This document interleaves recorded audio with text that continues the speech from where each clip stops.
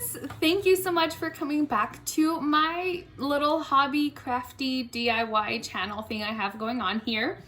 This is actually the second time that I film this video. I did a whole really cute video and everything last weekend, and I purposely deleted the videos because I thought I was done editing, and then I couldn't finish editing because I deleted the videos and like fully deleted. So it took me an entire other week to sit down and do this, but here I am. I'm excited to share with you this little DIY initial wreath that I made. I'm kind of calling it like Desert Spring Wreath because I made it in the spring. That was the whole point, was for it to be done at the start of spring, so I could have put it up at that point, and I didn't. Whatever, it's done now. But I called it a desert wreath because it's got succulents on it. It's kind of dry, like, so this I don't know, what's this called? This like dry, like dried twigs and stuff give it like that deserty vibe. And I've got all the succulents here, and we live up in the Antelope Valley in Lancaster, and this is the high desert, and so I wanted to kind of stick with that theme. Our porch is kind of this outdoor deserty theme right now. It's not tropical or anything like that. But anyway, so I wanted to share how I created this. I got all of these materials at Michael's. You can, I'm sure, also get them at like Amazon or, you know, other companies that do crafty type things. And this was very simple to put together, but it was really messy. So this stuff kind of breaks apart pretty easy and makes a big mess. So I highly suggest doing it somewhere that you can clean up pretty easy or vacuum. I did it here in my office with carpet, and that was a little difficult. So I suggest not doing it in carpet so that this little stuff doesn't get stuck in the little fibers. But you know, if that's your space to create, then that's fine. Again, that's what I did. But anyway, so I got this piece alone. I already had this twine stuff. I got the initial that I spray painted. It was just a regular wood color, and then these were together as one piece. This was one piece, and then this like burgundy-ish kind of one was all together. So all of this total came out to under $20. All the materials, I already had this. I had the hot glue that I used. And it was fairly inexpensive, because for something like this, if you went to like Target or a place like that and you purchase something pre-made, they're over $30 for the most part for this size. And I got it, you know, I customized it with our household initial, and you can't always find that pre-made. So, so I had the twine, and then how I did it is, again, these pieces come together. It's a little hard to see, but all I really used for this, again, I used a glue gun, and I used some scissors, obviously, to cut this. And the only other tool that maybe you don't already have that you might need is wire cutter. It's a specific type of scissors that cuts through wire, and it's really specific because you can't really do that with regular scissors. And these, I don't think you can really see it, but these are all wire. So if you could see like this branch kind of looking thing here, this on the inside has wire, and so it's really difficult to cut through if you don't have the proper tool, but it's really inexpensive. It's less than $5 at any like craft kind of store.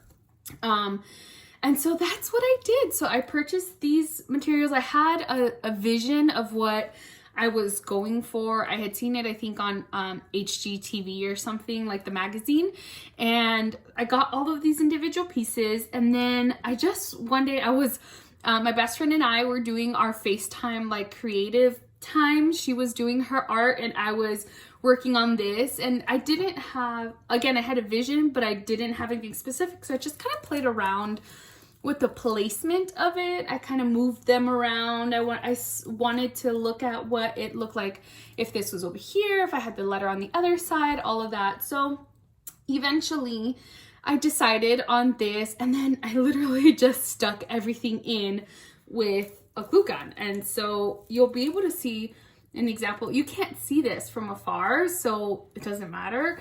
But let me see if I can angle it to where you can see. This is so weird. But here at the bottom of this green one, it's got hot glue. That's all I use. That's literally all you need. But I used a lot of it because like I said, we're up in Lancaster in the high desert and it's always really windy here. So my biggest thing I wanted to make sure with this whole piece was that everything was in really nice and sturdy and tight, so that when it's windy, because it's windy 90% of the time here, that it wouldn't just fall off and fly off. And then the way that I got my letter on here, I used more of this twine stuff. I first hot glued it onto the actual letter, and then I just wrapped it around and tied it in the back.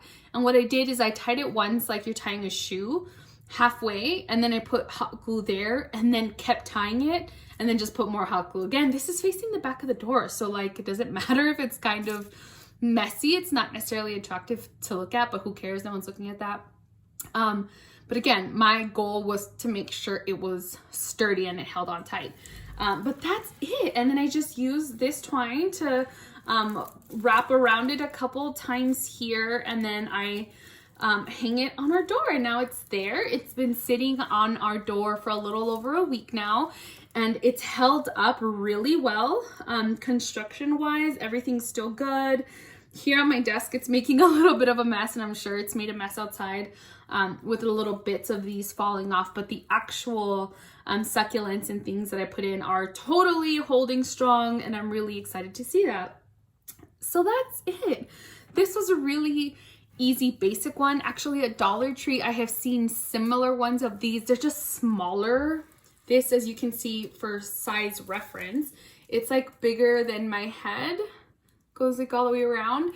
And the version of this that I've seen at Dollar Tree is only about this big, so it doesn't mean you can't use it. It just means, you know, it's not going to be as big and as visible, but maybe you want to use yours indoors. Maybe you want to do something different with it.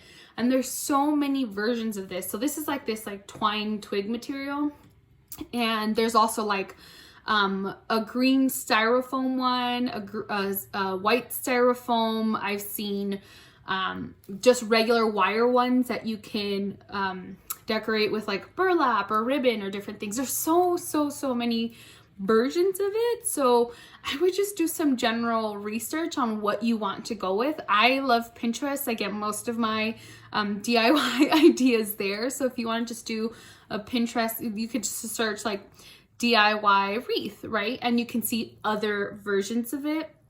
Because I did this one and it was fairly easy, again, didn't need to purchase a lot of tools for it. I had all the tools, I just purchased the materials.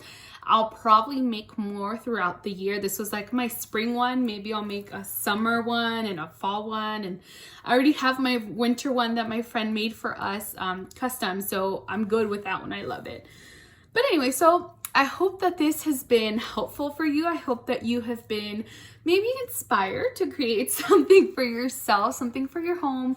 And again, this was my way of doing something custom for us that was also not gonna be so expensive, and it was fun to make. I love trying different things. Again, it was like less than $20 versus purchasing something more generic for over $30. So to me, that's a win, but you know, to each their own. Anyway, I hope that you are all having a great rest of your day, and at the end of this I will show you an example of what it looks like up on the door. All right, hope you all have a great rest of your day. Bye.